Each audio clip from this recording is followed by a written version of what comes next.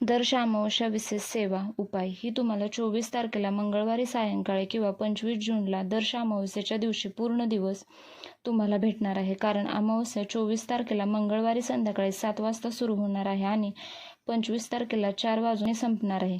तर ही सेवा किंवा उपाय तुम्हाला तुमच्या घरात कटकट, बाधा, आईवडिलांचे किंवा मुलाचे पटत नाही, मुलाचे बापाचे पटत नाही, नकारात्मक ऊर्जा आहे तर करा आवर्जून.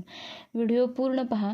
तुम्हाला कर्पूर होम ही सेवा करायची आहे. कर्पूर होम म्हणजे कापराचा होम. तो तुम्हाला फळावर म्हणजेच नारळावर ठेवून त्याला प्रज्वलित करून महाराजांचा मंत्र जप करायचा आहे.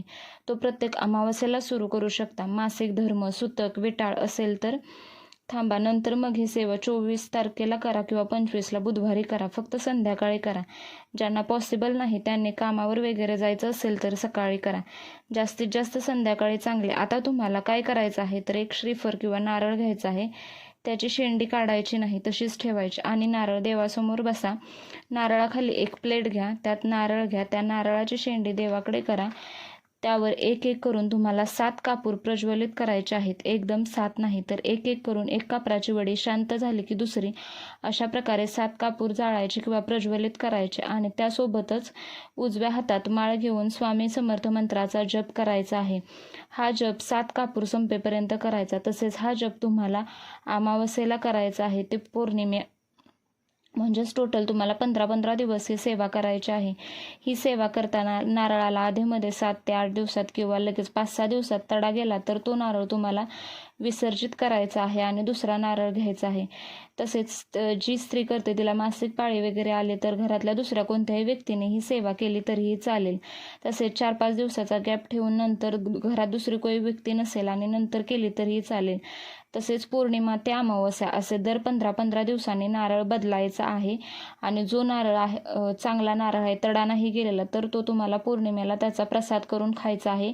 तो गोडच प्रसाद करायचा, तर मसाला वगैरे अशा टाईपमध्ये काहीही करायचे नाही. आणि जेवढे कापूर तुम्ही प्रज्वलित कराल तेवढे नकारात्मक शक्ती नाहीशी होईल, दरिद्रता नाहीशी होईल, घरामध्ये सात्विक लहरी निर्माण होतील, सुख, समाधान, शांती नांदेल. ही सेवा नियमितपणे दररोज करायची आहे. जास्तीत जास्त संध्याकाळी सेवा करायची.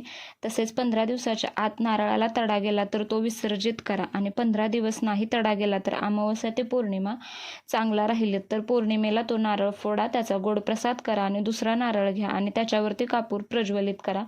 अशा प्रकारे तुम्हाला टोटल ही 5 ते 6 अमावस्या सेवा करायची आहे आणि ही सेवा नारळावरतीच करायची आहे.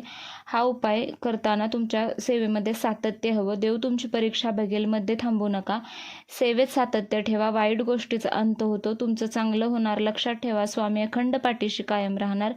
व्हिडिओ आवडला तर प्लीज चॅनलला सबस्क्राईब करा, लाईक अँड शेअर करा. व्हिडिओ पाहिल्याबद्दल धन्यवाद. श्री स्वामी समर्थ.